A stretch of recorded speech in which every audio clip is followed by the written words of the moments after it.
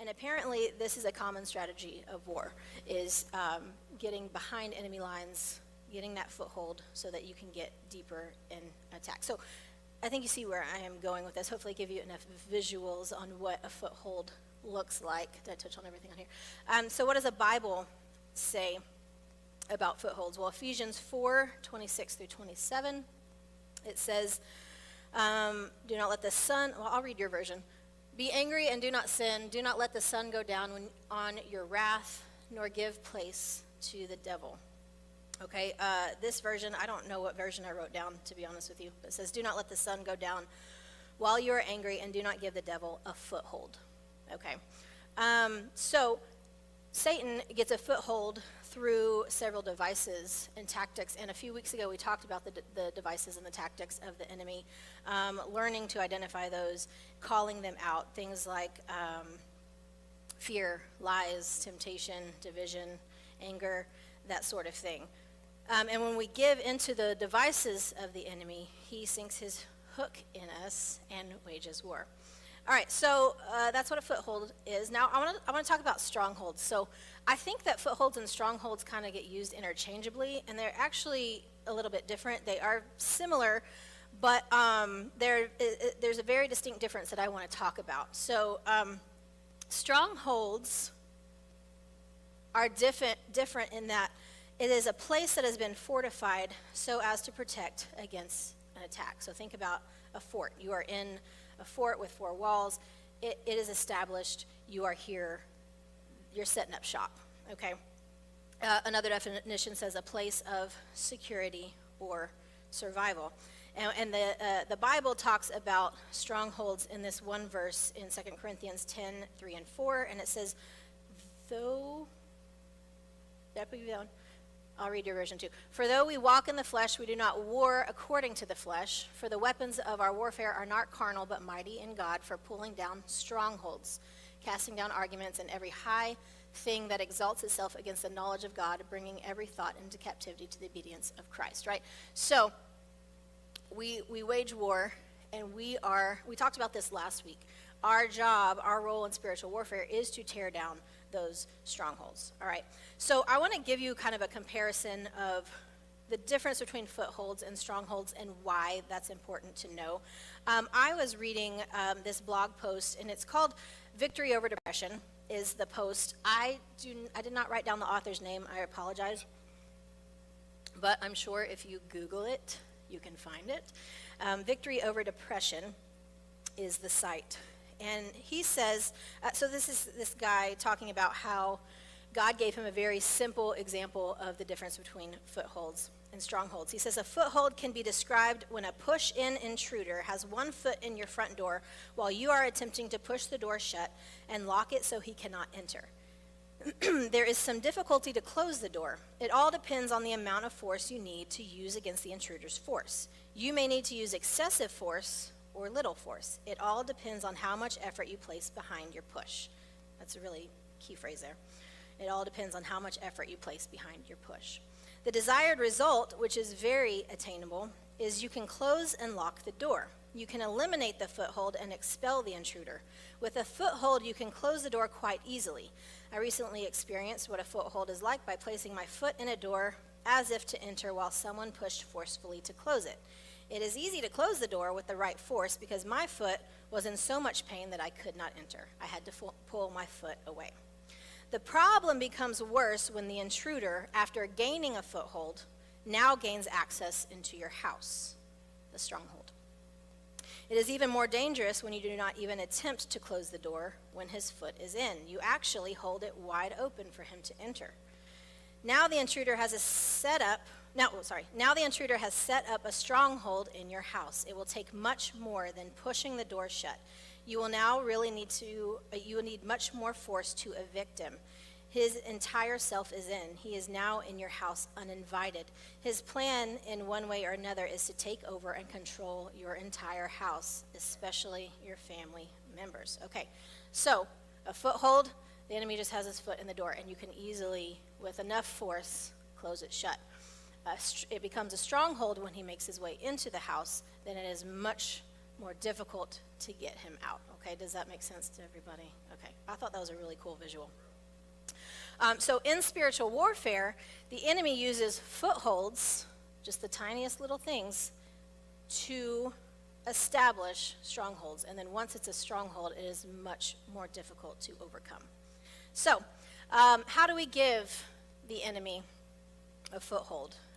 Well, first of all, by not taking our thoughts captive. Remember that the mind is the devil's playground. That's where he is trying to bring you down, your thoughts, the things that you are thinking and then speaking out loud. Okay, so the verse in 2 Corinthians, the latter part of it, verse 5, it says that we are destroying speculations and every lofty thing raised up against the knowledge of God, and we're taking every thought captive to the obedience of Christ, okay? So if we don't want to give the enemy a foothold, start by taking your thoughts captive. Start by really paying attention to the things that you are thinking about yourself, about others, the things that you're speaking, right? How else do we give the enemy a foothold? By not dealing with hurts and wounds. This one was a big one. So this is actually something that I had to work out with my counselor. I remember I talked about what I went through with depression last week. And we had to actually dive deep into some past wounds and hurts that I had that I didn't even know were still open wounds.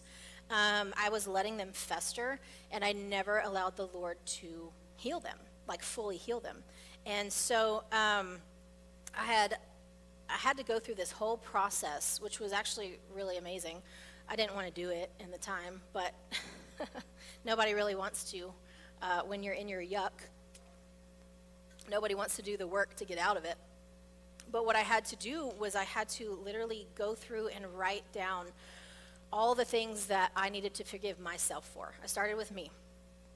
Callan, I forgive you for blank. Callan, I forgive you for blank. I forgive you for blank. I had to write them out. I had to say them out loud because there's power in speaking things out. And then I had to burn it. And then I had to ask the Lord to forgive me. And it was a whole process. It was a very powerful process and something that I highly recommend people do. But it was one of the steps in counseling. And so we had to really reach in there and find those deep wounds and let the Lord suture them up. All right, another way that we give the enemy a foothold is by engaging in sin and allowing those sins to take root. I told you a few weeks ago that during COVID, when I was really stressed out, a lot was going on, I started telling myself, I'm going to have a glass of wine every night, and I deserve this. It's been a hard day, and am I against drinking? No, I'm not. But for me personally, in that time in my life, I saw that it was becoming a problem. I saw that I was using it as a crutch, and I saw that it was becoming a foothold that the enemy was then going to use to make things even worse. So I had to recognize it, and I had to shut it down. That's just my example. We dabble in all sorts of sins, and I think we'd be a little bit shocked at some of the things that we allow in our lives, thinking that there's no harm in this. It's not a big deal, and it's probably not at first. But then the more you get into it, and I'm sure Richard can speak to it with the class that he's doing. I'm sure they talk about this kind of thing too. But anyway, so we have to stay very guarded when it comes to those type of things. Many of us don't realize that we're giving the enemy footholds in just things that we do every day. People that we hang around, some games that we play, things that we watch, things that we listen to. Not that any of those things are necessarily bad. I'm just saying stay guarded. And so I'm going to give you another example because I'm all about examples. I told y'all I struggled with fear and the issues that I had surrounding fear and how that had such a stronghold on me. And I know that about myself. And so I will not watch like scary movies or scary shows because I don't want to go back to that place of fear. And so just learn to recognize some of the things that could be potential issues and strongholds or footholds that could lead to strongholds in your life. And then we're going to look back at Ephesians 4, 26 through 27, talking about giving the enemy a foothold. It says, and don't sin by letting anger control you. Don't let the sun go down while you are angry. For anger gives a foothold to the devil. Now, the Amplified Version, which I like a little bit better, says, do not give the devil an opportunity to lead you into sin by holding a grudge or nurturing anger or harboring resentment or cultivating bitterness. And I bring this up because bitterness was a big thing that I struggled with and part of what the enemy had a foothold in my life over. And it was from the wounds and the unforgiveness and the anger and all these things. It was just like I told you, it was like a perfect storm of things. And I became such an angry and bitter person, and I was holding on to so much. If you hurt me, I would remember it for the rest of my life, okay? That's the kind of person that I was until the Lord really started dealing with me on that. Okay, so be very careful about the things that you let upset you and the anger that could lead to a foothold of bitterness and holding grudges and that sort of thing. Okay, quickly, I want to talk about a couple of the quotes that did I talk about unforgiveness? I'm sorry, I just saw that. Unforgiveness is another one. I think I actually kind of touched on that. With my past hurt and wounds, it's important to make sure that you forgive because it does lead to bitterness. All right, some quotes that I found that I actually really loved in the two books that I'm using to study this, and that's the first one is the book Freedom by Danny McDaniel. In his book, he says, the enemy cannot own you, but he can trespass if allowed. He looks for openings or chips in the armor where a fiery dart can penetrate in order to gain a foothold. I thought that was a really good visual too. And then in Charles Spurgeon's book, he says, he, Satan, gleefully observes the craft and cunning with which every now and then, at set intervals, at convenient opportunities, the old nature puts forth all its force. He considers our sinful flesh and makes it one of the books in which he diligently reads. Again, the enemy does his research, so he's looking for those opportunities to pull you back into some things that maybe used to have control over you. All right, so we have to stay guarded, and we have to recognize some of the things that are could be potential footholds for the enemy to attack. All right, so the biggest question that I want to answer in all of this, because I feel like it's super important, how do we recognize a spiritual attack? How do we recognize when we are waging in spiritual warfare and the enemy is after us and, we are under spiritual attack? So we know that this spiritual warfare involves both our natural and supernatural, so the everyday life and the spiritual life, and it is a mix of the two. So a lot of things that happen in the natural are a product of what is happening in the spiritual realm, and so we have to understand that. I want you to really grasp that, because we tend to blame a lot of the things that happen in the natural on natural things, when really there's a lot more going on in the spiritual realm that we need to be aware of, okay? Sometimes it's pretty clear when we're under attack, and sometimes it's not so much. And I will tell you, when I battled depression and suicidal thoughts, that was a 2-year thing, and I didn't recognize that I was under a spiritual attack until Pastor pointed it out to me. And so sometimes it takes someone else pointing that out.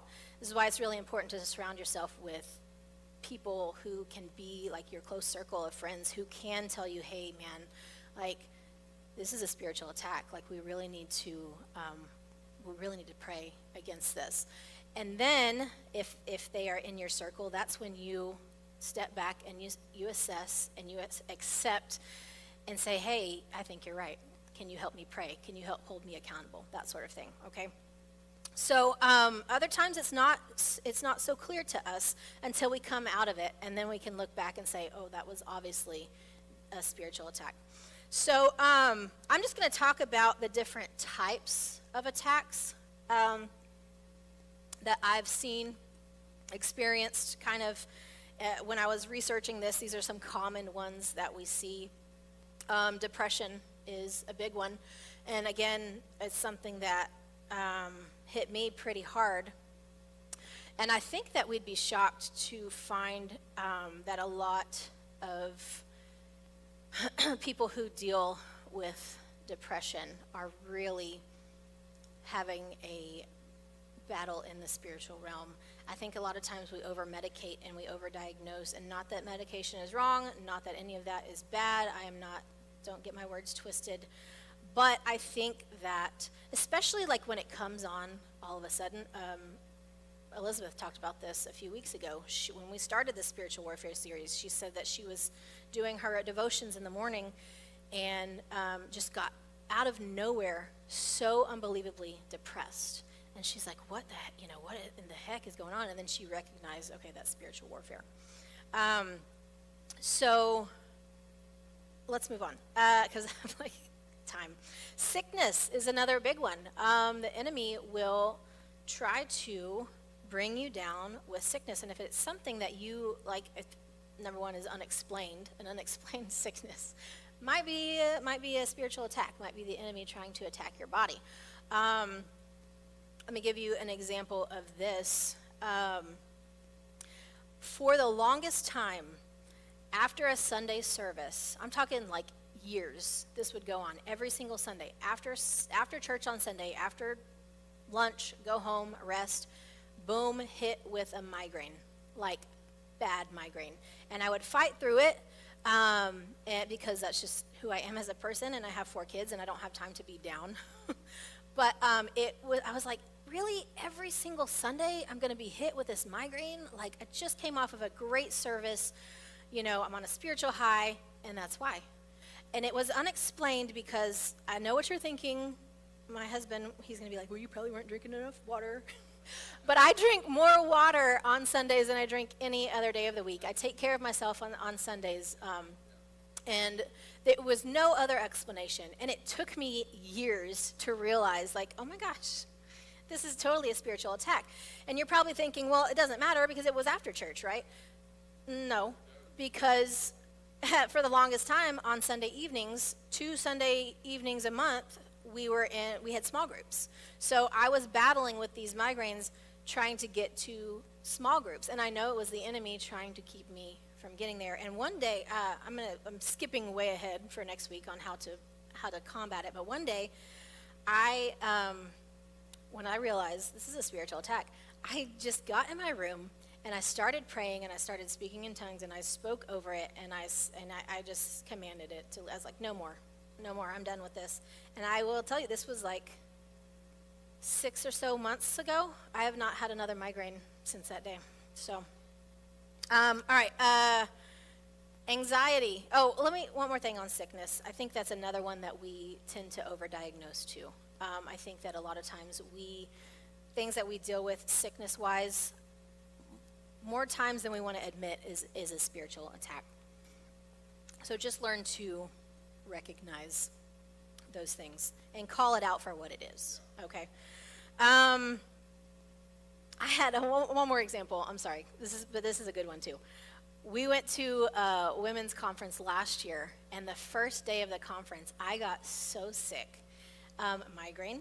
I wanted to vomit. I laid in bed I didn't miss any of the services, but I went to the service with a ball. They had real bright lights, and I went to service with a ball cap on to keep the lights out of my eyes, and then I would kind of nap during some of the services when there was some lulls.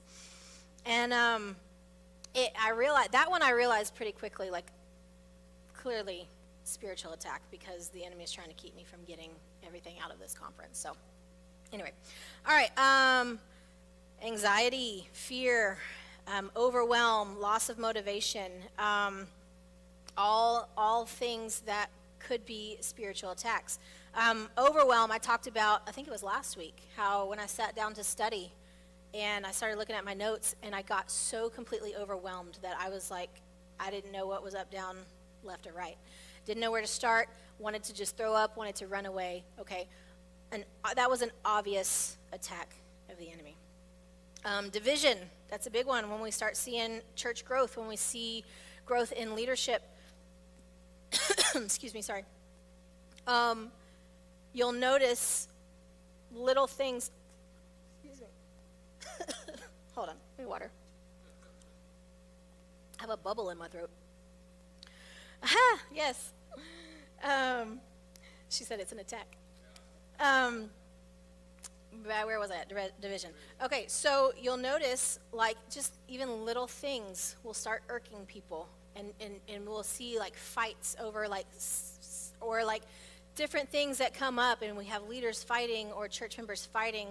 It's a spiritual attack because the enemy knows what's to come. He knows that if he can divide the church, if he can divide the people, then the church won't be as effective for the kingdom, right? And then the last one I put on here, uncontrollable disasters. Things like, here's a good example. Last year, I got up on Easter Sunday morning to come to church, walk out, and I had a flat tire.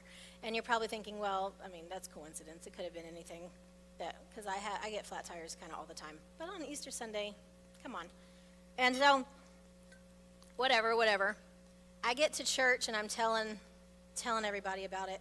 And would you believe that many of my teammates also had some sort of uncontrollable disaster that morning trying to get to church?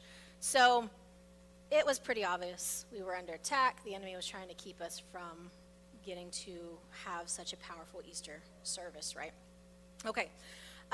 So the last slide before I wrap up, when and why do we experience spiritual warfare? So we experience spiritual warfare typically, one of the reasons, or one of the ways that you can be pretty sure that you are under attack is if something big is coming. If you are, about to go to a conference, you are taking on a new ministry, you're starting to get more involved in the church, whatever, the enemy is going to try really hard to keep you from doing that. I think we talked a little bit about this last week as well. I want to know, because we have a big service today with our guest speakers. I want to know, did anybody experience any kind of warfare this week? Okay. I'm sure you guys did. I'm sure you guys did. And it's so funny because it's a trick that the enemy uses over and over again. Okay, so you can almost expect, how about leading up to y'all's big event on a couple Saturdays ago? Constant. Exactly. And it's like the enemy it's so silly. It's almost comical because you know that it's coming and you're like, really? We're going to do this again, okay? So anytime there is some kind of big thing that the church is trying to do for the kingdom, or you're trying to advance the kingdom, you can probably be certain you're going to hit some kind of spiritual warfare. All right.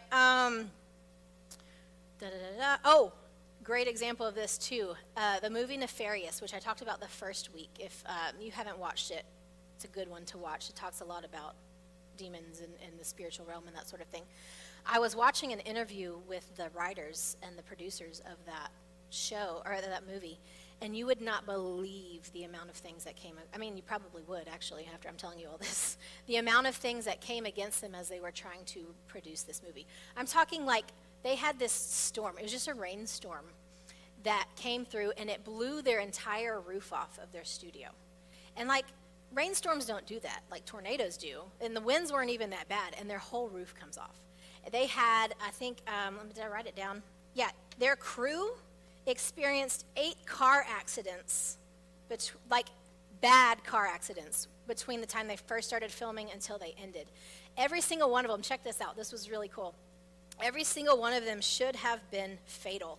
They totaled the vehicles, and every single one of them, not a single person was injured. They walked away without a scratch. Like, come on, Jesus, right?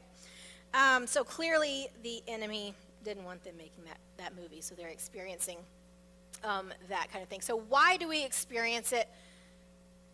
The enemy wants to destroy us. He doesn't want us advancing the kingdom. And then I believe that even though we experience these things, even though like the severe depression and the severe attack that I experienced back during COVID, the Lord used it to bring me closer to him. He used it. It became a refining for me because I told you I was dealing with unforgiveness. I was dealing with wounds and hurts that I didn't know I had, and they came to the surface during that time. It was like some things just came up that I was like, ooh, I never dealt with that. And I didn't even know I needed to deal with it, okay? So the Lord will use, he's gracious like that. He will use those times to bring us closer to him, to sift us, to refine us, to pull some of the gunk out of us, to bring us closer to him and make us more effective for the kingdom. Think about the story of Job, right? I'm not going to get into that. We all know the story of Job.